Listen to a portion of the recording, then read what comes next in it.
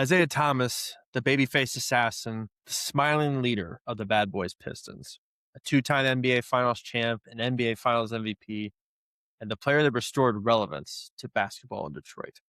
When Thomas was drafted out of Indiana in 81, he instantly had an impact on the team, helping them improve from by 18 wins in his rookie year. His individual impact over his first 6 seasons earned 5 All-NBAs and 6 All-Star appearances while averaging 20 points and 10 assists per game. He is a reason why Detroit is a marquee basketball town, especially of the 80s. This is Anatomy of a Superstar, and this is Isiah Thomas.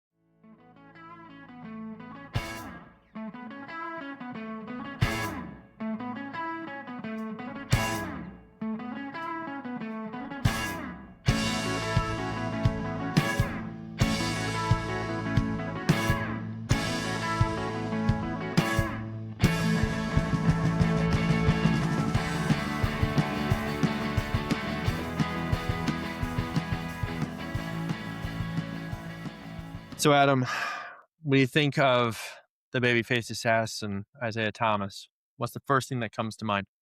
Winning and sacrificing for the betterment of the team. You said it there. You know, he made a bunch of All-NBA teams in his first few years.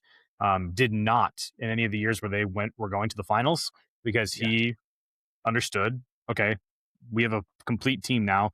It needs to be me that kind of takes a step back a bit, score when I need to, but I'll pick my spots a little bit better, make sure everybody else is involved, and that'll make us an overall better team. It's the type of guy who's not going to be totally measured in numbers, but when you really watch him play, you just understand, how good he is, especially when you watch, really good games of his.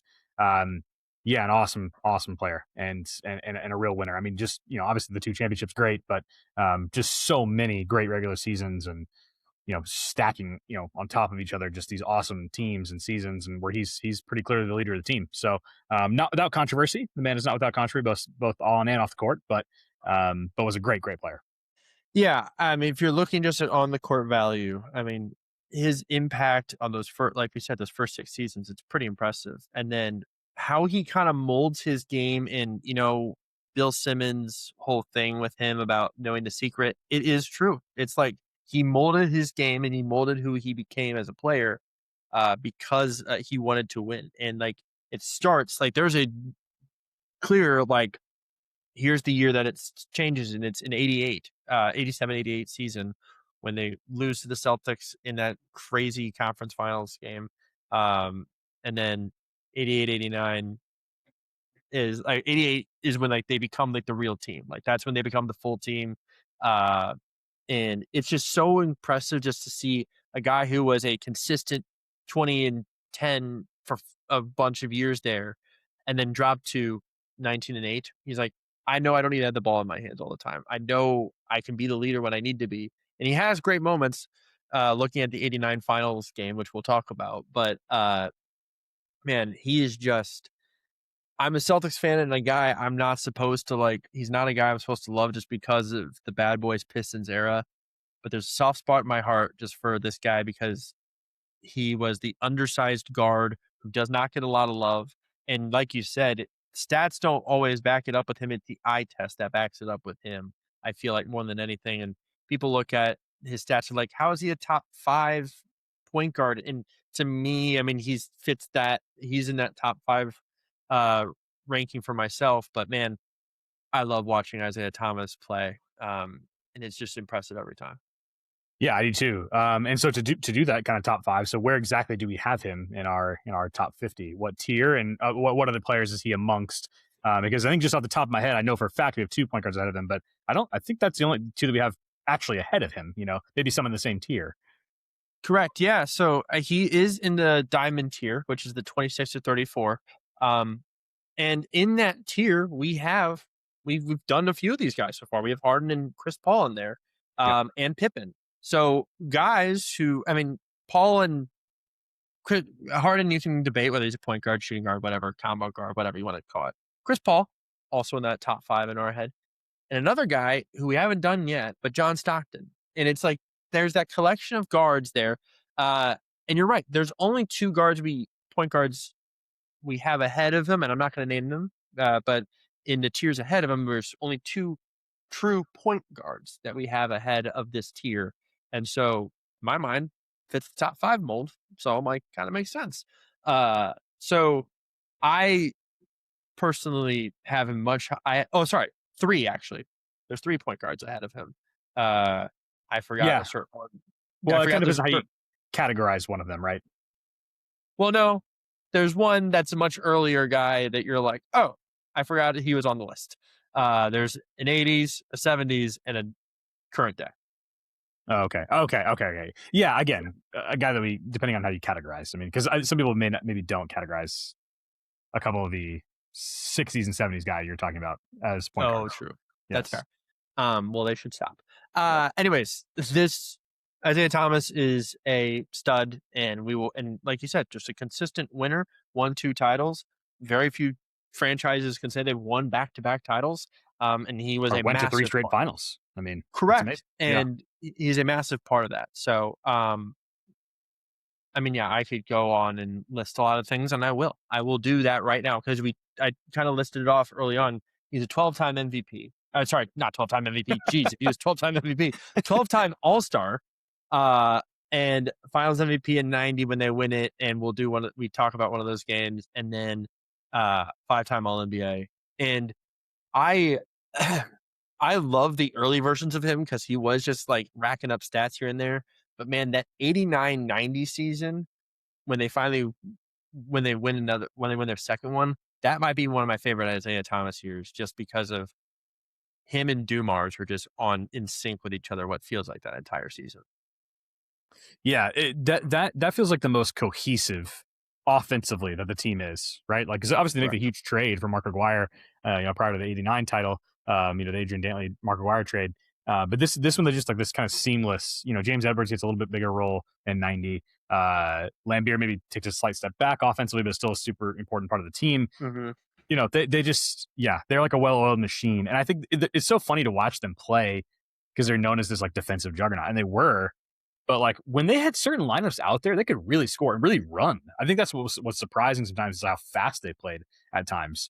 Especially in that '85 game that we watched. We'll talk about here in a second. Where like they're going toe to toe with the Showtime Lakers, like up and down. I mean, it's like they really could beat you in a bunch of different ways. And I think that's fair. And he was very malleable with his game. And I think Yeah, that was the more impressive part, too, is that he adjusted to what his team called for. And I think while his role may have changed for different seasons, man, he was just always impressive in my mind. Um, so, Adam, like we do for all these players, we have 5 games that we say clearly define their career. Why don't you list off the 5 games that we chose for Isaiah Thomas? Yes, I was at Larry Bird for a second. Let me make sure I'm not looking at those. Wrong notes. Not quite. We've done that guy already. Okay, so we have the 84-85 regular season game, January 13th, 1985. That's the first game we're going to be talking about in full here. Just a great performance from him. 1987 Eastern Conference Finals, Game 5. The steal by Bird game. This is kind of a negative one. He plays pretty well in the game. He's given Detroit a huge chance to take a 3-2 lead in Boston.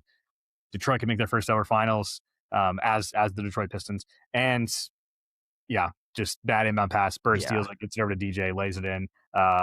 The Pistons then won Game 6, but then lost Game 7 back in Boston. And Celtics go on to the finals and face the Lakers again, and Detroit is left heartbroken.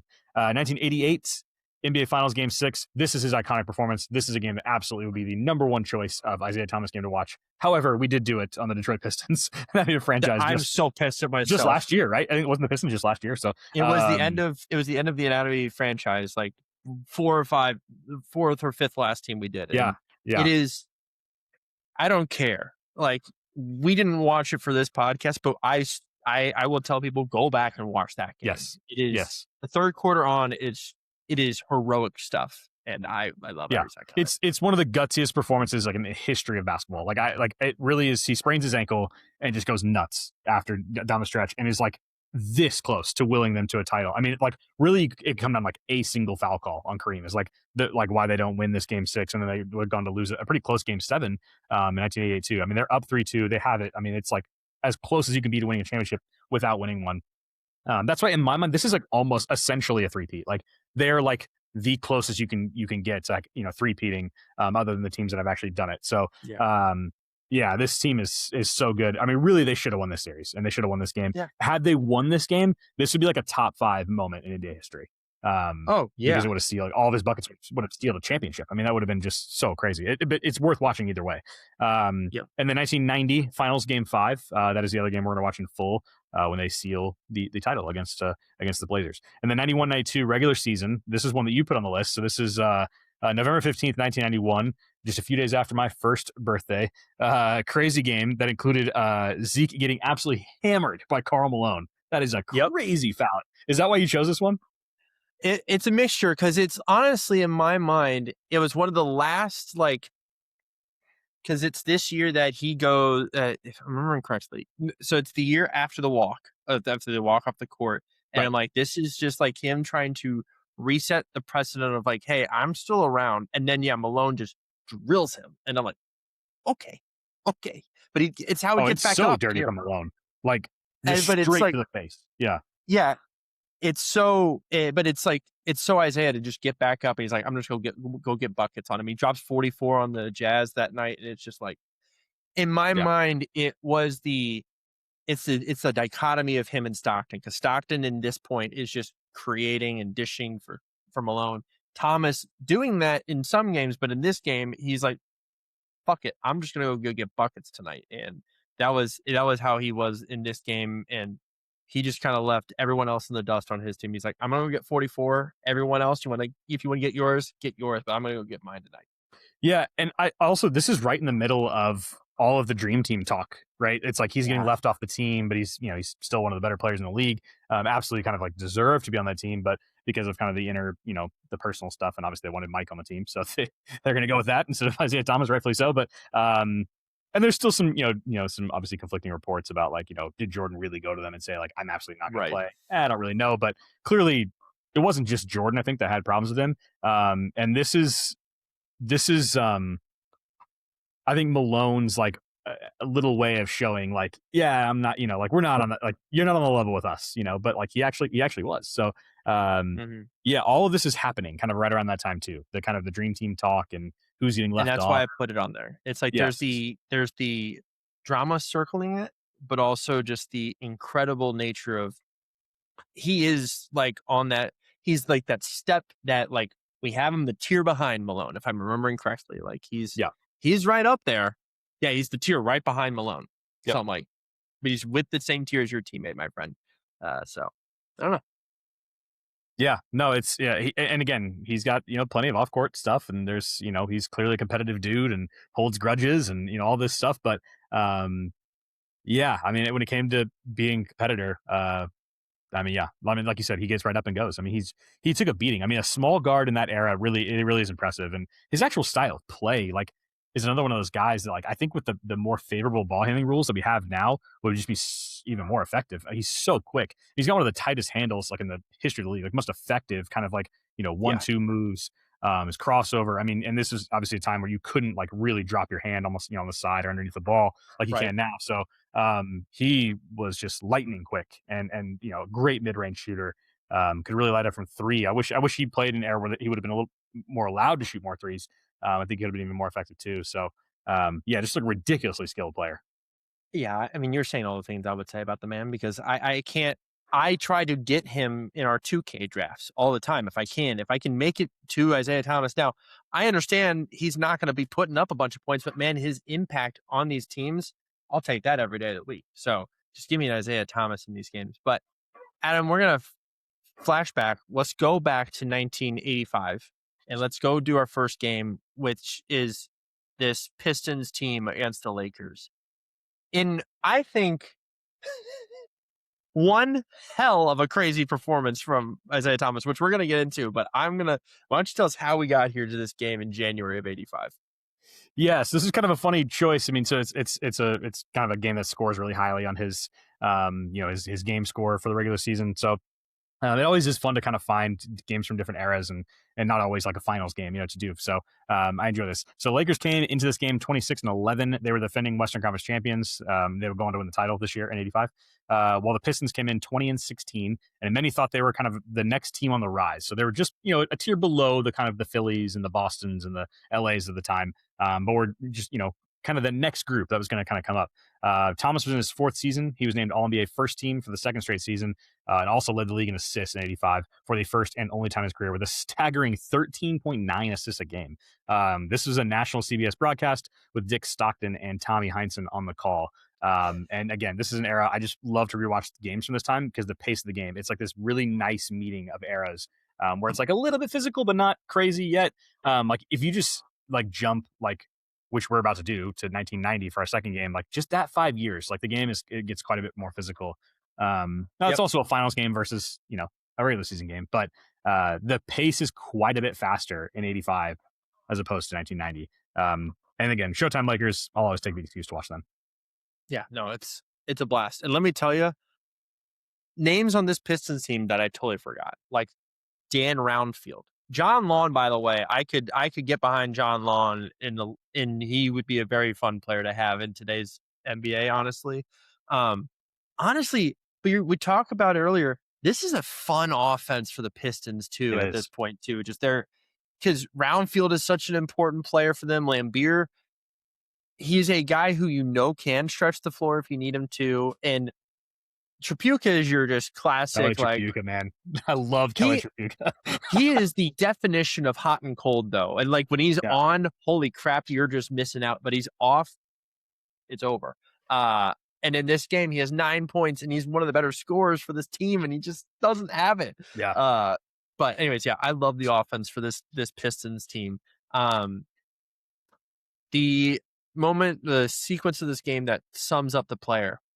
I had the first quarter. I had the first quarter from Thomas. It is Roundfield. It's long, and it's Tripucka. It's Lambeer. Everyone is getting theirs because of Thomas, and Thomas gets a few of them in there too. But it's the first quarter where Thomas just like, oh, it's a driving kick, a driving dish, a driving just like little dump off. It is the way I like to play, and I think that might be why I like him too. Is because whenever I was like handling the offense, I drive and immediately kick, drive and try to. I have the pass shot down, and it honestly might be because of him. Like, and I do it so many times in 2K too, but like, it's you go for the shot and you just dump it down low. Yep. Man, he's got that down too. No, I put that. So he shows the full arsenal. He just shows every tool that he has, right? It's the ball handling, it's the pick and roll control, it's the pace, it's like when to push, when not to, when to shoot, when not to. His decision making is so high level. Like, I think that's one thing that separates him from some of the other guys who like have a similar skill set. Like Isiah Thomas's decision making is like way better than Kyrie Irving's. Like it. Oh just, my gosh! Like that's the type of player where it's like people are like, oh, Kyrie's like one of the best players ever. Like if you just kind of do like just a skill test, it's like, okay, that's all you're measuring.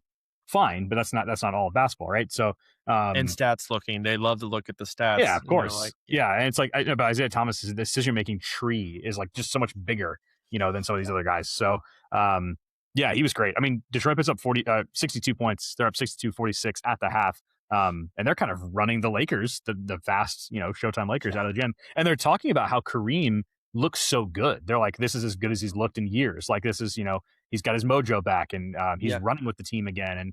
And looks like he's got kind of his love for the game back. And I think that was true. And Magic really kind of brought that out of him. And obviously he would go on to win Finals MVP in 1985. So this is the Lakers. This is like an all-time great team, the 85 Lakers. And they're just running them out of the gym. Mike McGee on the Lakers got more time than I've ever heard of his name. And so, I mean, he's not a guy you hear when you think about like the mid-80s Lakers, Mike McGee, but he is him and Magic are the leading scorer for this Lakers in this game. He was there for a bit though, but yeah, he was never like one of their key guys. Correct. Yeah. He's not the one that, he's not the one where you're thinking, he's not one of the main bench guys that you think of. He's not in any like the Celtics Lakers documentaries that you've seen throughout the years. The Marv Albert non-basketball mode of the game, what did you have? I have two. One is the awesome halftime feature that Pat O'Brien does on Charles Barkley. I was kind of like scrubbing through it on YouTube, but then I saw that he was doing something on Barkley and I stopped and watched it and it was great. Also it's just such a solid, like simple broadcast. I really enjoyed it. And all just classic, Stockton and Heinsohn and Pat O'Brien. But the team is playing in the Pontiac Silverdome at the time. One of those giant, it was where the Lions played, one of those kind of like original kind of giant bowl stadiums. It's always jarring to see an NBA team playing there. There's a bunch of empty seats in the upper deck. There's still a lot of people there watching because the court's, configured differently. But fun fact, trivia fact, the 1994 World Cup was hosted in the U.S. and one of the venues was the Pontiac Silverdome. The U.S. played their first game there. It was the first ever indoor World Cup match, and Whoa. it was a 1-1 draw between U.S. and Switzerland. That would have been in that building just 9 years later. So yeah, a little fun fact. Let's combine kind of my two loves there with the the World Cup and the NBA. I love that. I love that. Honestly, I love that Heineken was like Tommy was like didn't have a Celtics game, and like Yes, it was he was really good. correct. And I'm trying to find the right way to put it, but if you just want to put it simply, he was just really good. And it's against a team where he has this pleasure towards the Lakers. I get that, but then he also it's early enough where his displeasure towards the Pistons probably hasn't fully kicked in yet. And so it's like, all right, you're catching him right probably at the right time. He's not losing his mind, and he's not Homer because there's no Celtics. And so I think Tommy was like, this is one of the better versions I've heard of him. Yes, agree. Him do in a game. So I also had Tommy as that. So the Pat O'Brien thing, I totally forgot about that I've never watched this game before this, and the Pat O'Brien Charles Barkley segment was great. So thank you. Yeah. It's just like an old school it's rookie Barkley. So like he basically starts it with like, of course, like Akeem Olajuwon and Michael Jordan have been making news as rookies, but there's another one named Charles Barkley who's been taking the league by storm, and then shows him like dunking, and they talk about like his weight and all his different nicknames and stuff like that. It's really it's good. It's worth a watch if anybody wants to find it on YouTube. I love it. But yeah, I mean, the other thing is this, you brought it up. They're up big at half. I mean, they go on to win 121-98. And it's because our guy has a stat line of 30 points on 14 of 20 shooting, 2 rebounds, and 20 assists. 30 and 20 is just ridiculous. With also 4 steals and a block. Yeah. In a game score of 37.1. And he doesn't even play like the last 4 minutes. Like he comes out because it's such a blowout. Yeah.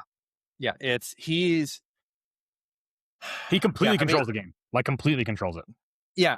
And there's always the commentary about how him and Magic were close as they were both coming up. And you can see the similarities like to how they play a little bit. Just the size difference matters in this case. But man, this is the game that you're watching, you're like, damn, he is the floor general, and he's the definition of a floor general in games like this. And I love that. So give me that all the time from Isiah Thomas.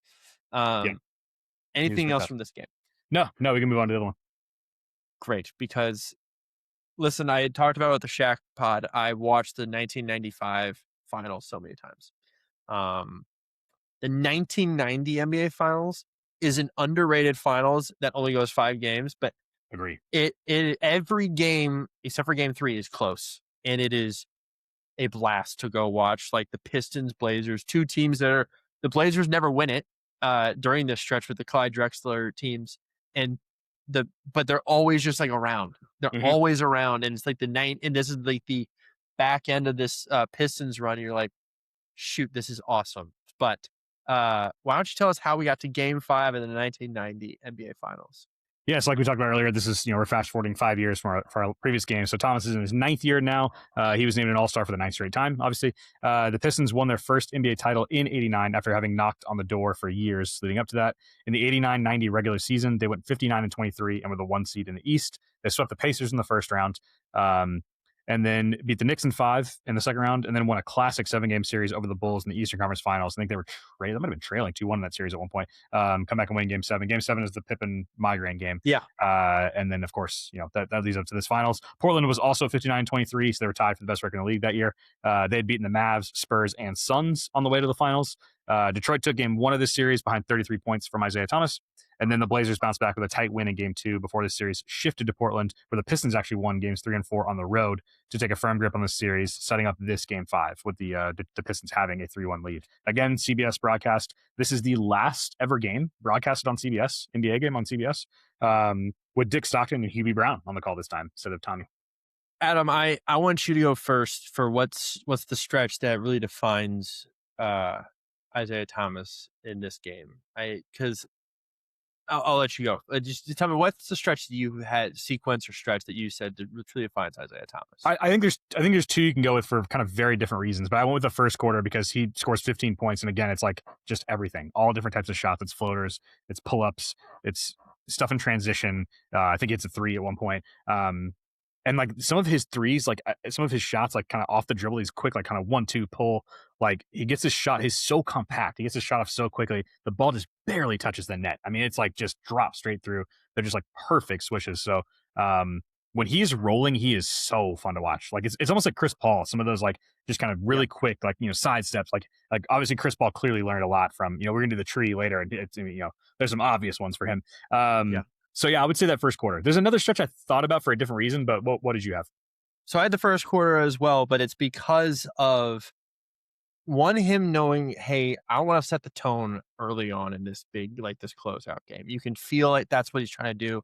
And he gets Edwards involved like in a few of these early buckets too. And you're like, okay, he's looking, and he only has 5 assists in this game. So it's not like he's like got a lot of like assists to his name, but he's like, hey, we know where the ball needs to go to get like key points here. But you're right. He does have that 3. And gosh, you're right. I thought about this too. Like if he was in an era where he was encouraged to shoot a little bit more from deep, it would have been so much fun. Gosh, it would have been a lot of fun just to see him out there. I tried to do that in my 2K simulations, but I tried to do it with the Pistons. I tried to like force him to take a few more threes, and they're like, nah, he just only wants to take 1-2s. What was the other stretch that you had though? Well, so the end of the game, I thought actually shows kind of the other side of him, which is like, hey, Vinny Johnson's got it rolling. Like, I know I was awesome in the first quarter, but I'll sit on the bench for a couple of minutes, and then even when I'm back in, I'll get off the ball. And then he, Isiah Thomas makes the shot to tie the game, and then obviously he gives it to Vinny for the win. So that to me showed the other side of him, the maturity to be like, oh, actually, like, let me sense what the team needs. Okay, like Vinny's got it rolling. I'll just let him keep it. Like that's fine. I'll kind of recede in the background here. Yeah, to me, that's like just total leadership there, Yeah, and it's not a great Dumars scoring game, but he is creating well for others, and that's when Thomas and Dumars are at their best when they realize, hey, this is what the other guy needs. I'll do the other thing. But it's when they had the third leg in Vinny, who was like, hey, I'll poke out here every now and then, and I'll have a few great scoring nights, and that's why he was called the microwave. But it's just like you're right. It is this moment where he's like, I'm going to just like lean back and let him go to town. And he's just, he has that shot to tie it. I never had a doubt that was going in. Of course, I know what happens, but I mean, if you're watching that live, you're like, that's it. It's over. But yeah, that's special. And the reason I love this game a lot is because on the other side of things, Drexler is one of my favorite guys to go back and rewatch too. And it's him and Porter just fighting with Thomas and Vinny just throughout this entire game, especially throughout that entire fourth quarter. They're just trying to keep in this game, and it's just super fun. It's super fun to watch. And I do think that first quarter though is the important stretch that he kind of just like sets the tone for the game. So yeah, no question. And this I mean, again, even more so, this kind of fine-tuned, nature of this team. It just was like very like egalitarian. It's like, okay, like this is the quarter we'll ride, Edwards. This is a quarter we'll give, Lambier a couple more shots. Okay, Rodman's going to get some stuff going in transition. All right, Joe Dumars, you take over the offense for 4 minutes. Like it just whatever was needed at that time. Like it's really is like a total team. They remind me of like a modern, like kind of European team where like guys might play different minutes and different, like it's not always like, it's not heliocentric. It's just like very like, you don't really know who's going to finish the game. Like sometimes it's Rodman, sometimes it's not, it's like just kind of whatever makes sense. And I think Daly was the perfect coach for that team. It's like very European where you're like, oh, I thought that was their star. And yet he's like on the bench in the fourth quarter, like it's like, oh no, like these 5 are the ones that make sense right now. So, that is, I'm so impressed with that. Like I've seen this game before, but it's been a long time. And yeah, I mean, I don't know if you want to get to the end of the game, but like they steal it. I mean, it's like they have no reason to win this, like no right to win the game. Like Portland, you do like, go into it though, because go into it real quick though before you get into it. The other thing to note is that Aguirre starts this game, and I know he didn't start the series. He didn't start game 1 because I've watched the series a bunch. But then he doesn't start game 1, and then doesn't start game 2, and they're like, screw it, after the game 2 loss, they then moved to him starting game 3. That's when they had the big game. They win by 15, and he has a decent game, but it's just clear that Rodman doesn't play in game 3, if I'm remembering correctly. Yeah, Rodman doesn't play in game 3 either. But it's like one of those things where Aguirre kind of has like the moment, like is that veteran presence a little bit just to kind of calm him down in some moments as well. But you can see in this game, in game 4, or sorry, in game 5, Rodman's energy is just the impact too, like some of these moments as well. So, but yes, go through the end of the game stretch. Yeah, so there's a big Buck Williams dunk with just over 2 minutes left, and it's 90-83 Portland. Crowd's going crazy, obviously, and this is the last game in Portland's 2-3-2 format, so it's going to go back to Detroit. Obviously, if Portland wins a game, but those would be their last points of the game. The Blazers did not score 2 minutes again. to go. Vinny takes over down the stretch, and it's IT off the ball. Vinny gets 5 quick points. There's a foul and a jumper, and then Thomas ties it at 90 with 36.5 left. And then Portland just has like a nothing possession. Like Porter kind of drives into traffic and just turns it over, like just throws it out of bounds. Like it's just a bizarre possession. Goes back down the other way. IT dribbles the clock down, and he hits Vinny in the right corner. Kind of a jailbreak pat, like, oh shoot, like, I'm gonna throw you this bomb until the end of the shot clock. And Vinny kind of like jabs, like looks up, takes 2 quick dribbles to his left and just drills a championship winning jumper with 0.7 left. Like a moment that I think should be much higher in people's estimation. It's like, how many times it's the latest a championship shot has ever been made. 0.7 seconds left. There's never been a buzzer beater to win a title. But there's like Michael Jordan's shot was with like 6 seconds. Sure. But it's the latest in the game that a championship winning shot has been hit. That was like either a tie or them losing. Dang. And it should be like kind of a much higher moment on people's list. But it's like, I think because like Vinny is kind of an odd player, and he has kind of like a funky jump shot, and it's just a little bit of a strange play. Like it's like IT just dribbles, and then gets to the corner, and then he hits it down. He knocks it down. The other end, they actually get a decent look in the corner for Terry Porter, and he hits the rim at the buzzer. Season over. And I actually think they're like, Stockton is kind of underplaying it. Like even when like the shot is made to tie the game and then to take the lead, it's like, dude, he just hit the shot to like, that's like probably gonna win the championship. Like that should be like a crazy call. So maybe that's part of the reason. Like if Breen's on the call there, that's like an all-time moment, So maybe that's part of it. I really like Dick Stockton, but something about it doesn't feel like when you're watching the game, you've watched the entire game, and you're like, dude, that was a crazy finish in the game where the team won the title. Like this should be like one of those like top 10 moments in NBA history. And it's like, it just doesn't really get talked about that way. What's your theory on that? Do you agree? Well, so I agree. And here I thought about this. It's in Portland, and it's like you said, 2 minutes in the game, 2 minutes left in the game. You're like, we think Portland's going to win this. I think there's the shock of it all, and it's still hitting Stockton this late in the game. And as a professional, you're like, Breen wouldn't let that happen, like you said. So Dick Stockton, and the guy who we've watched a lot of the games he's done, it does feel out of character for him. But man, it is just one of those weird moments where you're like, and Huey Brown kind of is into it a little bit, but like Stockton is just like the main runner of he's the play-by-play. He should be like kind of setting the tone a little bit. And it does feel a little off, but I think it's because it's in Portland. It's the crowd dies. It's like silent. Yeah, it's crazy. Crazy how quiet it is. Yeah. And I'm sure in his head, he's like, well, I don't want to be the one guy yelling right next to True. excitement. So it's a little bit of that. And it's also like, because at this point in the 90s, like it's real true fans. And like you said, it goes silent. So he knows, he's like, oh shit, this is going to get real dark here in this town. Yeah. And I gotta like not match the mood, but like kind of understand it. And maybe it's one of that. And it reminds me of the 78 finals when, the Wizards or the Bullets win, and it's like dead, and like the same thing, like it's on the road, and it's one of those things where like, all right, game's over. Oh god, it's just kind of strange. Yeah. So it was very reminiscent of that. But you're right, if it's a little bit more exciting, and if it's in Detroit, man, this is a totally different conversation. Yeah. Or if it's at the buzzer, right? Because then it's like they're jumping around, like he jumps on the score, like there'd probably be like this kind of just mass. I mean, it really does. It's crazy. Like at that point when it's 90-83, like they call a timeout, and it's like this is over. Like they're starting to talk about like game 6 will be back in Portland, like are we back in Detroit? And it's like they really are acting like this game is over. It's on to the next one.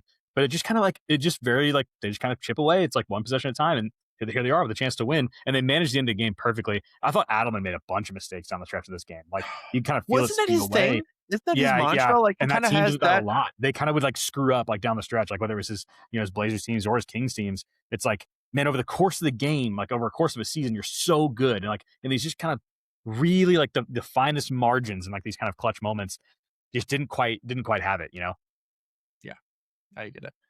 No, I had Hubie Brown was just a blast to listen to. Young Hubie is just a great time. But honestly, yeah, I agree. I did have the Dick Stockton comment just about the end of the game and how it should have been a little better. But yeah, then this is the back-to-back finals for the Pistons. Yeah, This is what yeah, they caps win the off. title. Yeah, crazy. Finals It's MVP. such a fun thing. Yeah, and Thomas is MVP. This is one of my like go-to finals just to rewatch because I love Drexler and I love Thomas. And just going back and rewatching this, you can hate Lambeer. I understand that. That's a fine guy. You can go back and hate. And he has a pretty good game on the boards on defense too in this game. But yeah, I don't know. Bill Lambeer, that's a guy I will never love. But yeah, same. No, I gained a little more appreciation for James Edwards watching this. I'm like, he played a bit more of a role on these teams than I probably, initially thought. Yeah, Game one, James Edwards is fun too. If I'm remembering correctly, let me go. Doesn't he average like 17 a game in the series? He's like a legit like big threat for them. So not game one. Shoot, what game is it? He has like a pretty great game, and it's not game 3 either. Shoot, was it game 4? It's game 4. He has 13 and 7, but he's in the teams if I'm remembering correctly for this finals. But yeah, I mean he's a lot of fun. James Edwards was 14 and a half a game. Yeah, I mean that's legit. But it's what's crazy is Thomas is the 3rd leading rebounder on this team in the finals with 5 rebounds a game. Lambeer 13. That was his like average. Do you 13. have the scoring breakdown? Because I bet it's pretty spread out. That's kind of my point about this team is like it just kind of like for averages. Yeah, averages for the finals. Yeah. So Thomas was 27 and a half and Dumars was 20. And then it's Edwards at 14. Crazy. Lambeer at 13. Finney at 12.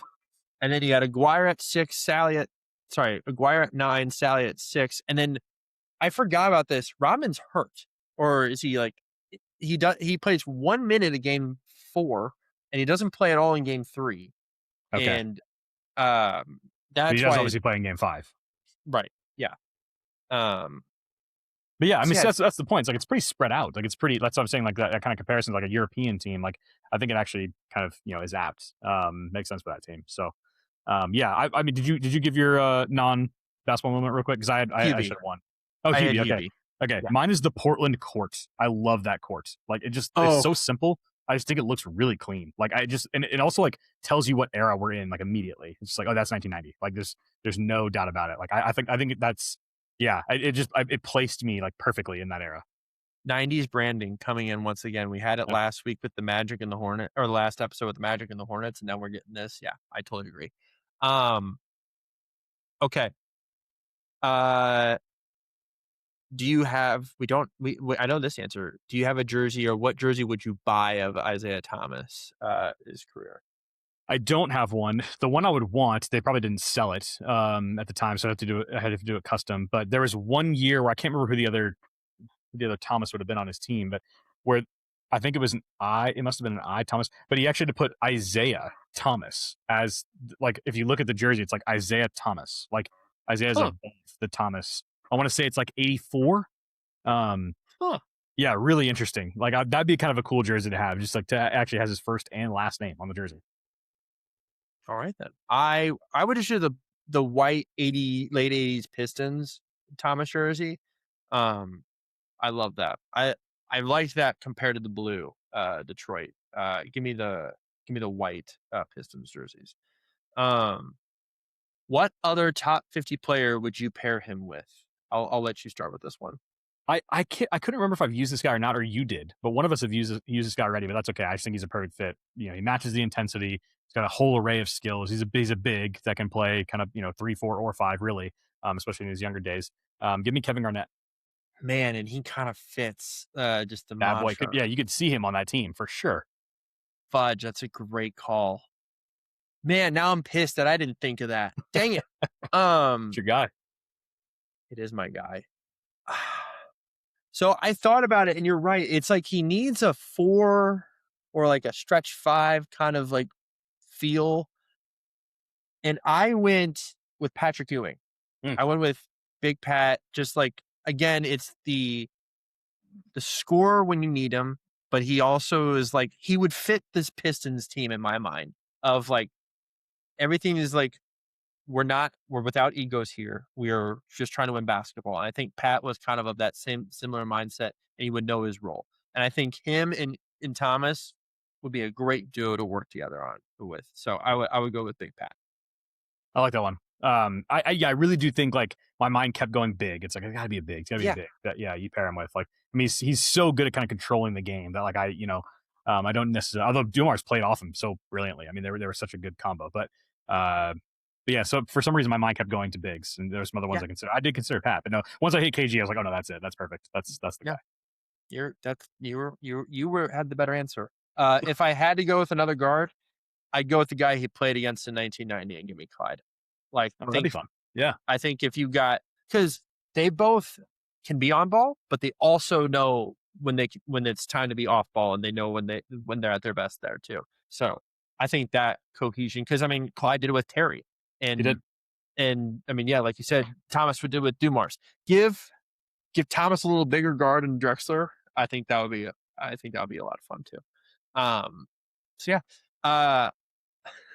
What players have come off the Isiah Thomas family tree? I mean, so many.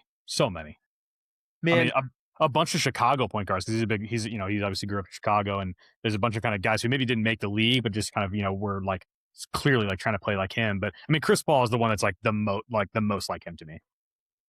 I had him, and I almost wanted to say, well, Kid's a little thicker and bigger. I want to say it was fairly similar play style. Of like, like Kid could have gone and got his, but he's like, I'm going to do what's for the betterment of the team, and like try to figure out what is needed from me tonight. And I think Thomas kind of instilled that, and I think Kid was very similar and of the same ilk. But I think Chris Paul was the one that stood out. I think you could even throw a little bit of Halliburton into it too. But I think and another Chicago guy. I mean, I mentioned earlier. I mean, one of the guys who actually did make it and was really good was Tim Hardaway. It was very much in his wheelhouse too. That's a great call. That's a phenomenal. Nick Van Exel, Kenny Anderson. I mean, just some guys like that. Now, he's better defensively than some of those dudes, but just that kind of like the quick twitch, like can pass, can shoot, can just do a bunch of different things like with the ball in his hands. I think a lot of those guys. Yeah, I mean, he's like because he thought score a little bit more than some of the old school point guards, right? Like, so it's like he kind of tweaked that just a little bit. Like it was so like the point guard's a table setter for so long. Like it was 30-70, like 30% score, 70% look to others. He kind of made it like a little past 50-50. Like he was almost 60-40-esque on that. But I like that call. That's a phenomenal point. Where is he now? I mean, he was doing NBA TV until NBA TV was dead. I would say he seems to always find a platform to talk about basketball. I mean, whether it's good or not, successfully. Good conversation. He's done documentaries. He's obviously had issues. I mean, he was GM of the Raptors. He coached teams. He was GM of the Knicks. Pretty disastrous. He had a really ugly again, I think we should mention off the court incident with a lawsuit of a Knicks employee, and I mean, just really dark stuff. But so he's had his trials, for sure, literally and figuratively, and I think that should be mentioned, But again, was really great player. I think he seems a bit uncomfortable in his skin post career. Is kind of what I would say. Like I think he kind of feels like he has the need to like air grievances, or I don't know. It just seems like something just seems off. Something just seems like he's a little angry about stuff. We talked about how good of like a general he is on the court, I think he still feels like he needs to prove that off the court. Like he Sure. needs to prove his knowledge. And I think he didn't do it in Toronto and he didn't do it in New York. And it's one of those things where he's like, I need to find the right way to continue to prove myself. Yeah, it's like, no, trust Uh, me, I know this game, you know? Correct. Yeah. And I don't doubt it. You just don't talk about it eloquently. Like you can play it, but can you haven't shared that eloquently. One of my Yeah. favorite things that he has done post playing career will still forever be the Magic Johnson Isiah Thomas sit down where they Yeah, kind that's of cool. apologize to each other. Yeah. Still one of the greatest clips that I've seen, and I watched that live, and this post Bad Boys like documentary, and so you know the relationship that they had. Um, it is one of the most emotional I have been about a sporting event that has nothing to do with my team. Like, I think that was I think that was a blast. Um, okay. Let me give you an example real quick of the kind of like the almost airing grievances or just kind of like what? Like you just kind of say stuff that you're like, like do you actually believe that? Or are you just kind of like saying that to be provocative or like we watched the 2000 finals game 1 for the Shaq episode. Yeah. He is part of the like kind of pregame, postgame, halftime crew, and Hannah Storm is like the host, and he's talking about kind of predictions, and he says that he thinks the Pacers are going to win the series in 6, but doesn't like really give a reason why. It almost feels like he's doing it just to, like be and like he's kind of pressed for a reason. Like Contrarian. it's like really like you think the Pacers are going to win the series? Like yeah, he's going to have like a lot of. And then someone says like, oh, that sounds like that's spoken like a man who like knows the Pacers are going to have a job opening after this, and like you might maybe want to coach them. And he's like, oh, no comment. You know, it's like it's just weird. It's just like what like. I don't know. Like you're not really giving any sort of basketball reason, and then like he actually did become the Pacers coach. So it's like I don't know. Right. Like that's just a strange side to him. I think. Yeah, I agree with that. But that's Isaiah Thomas. And boy, is it a blast to watch him play basketball. Not so much talk about it, but watch him play it. Yes. Uh, Adam, we break into Mount Rushmore next week or next episode uh, with a special guy, the Kareem, the hook shot, the sky hook, The Kareem sky Abdul-Jabbar. Um, people will say they've done they do Kobe when they do they shoot trash into the trash cans. I do Kareem. We did that. That was. I'll save that comment for the next episode. But man, I'm stoked to do Kareem Abdul-Jabbar. I have So a giant of the game, a true giant of basketball. well, literally, he would have his face carved into a mountainside if it was up to us. The first real goat. That's what I'll say. Thanks everyone for listening. We're officially past halfway of doing these for the summer. So thanks everyone who's enjoyed these. Go back and listen to the 12 we've done before this. And we are very excited to continue with all the episodes we have left this offseason. This has been the Anatomy of a Superstar for Isiah Thomas.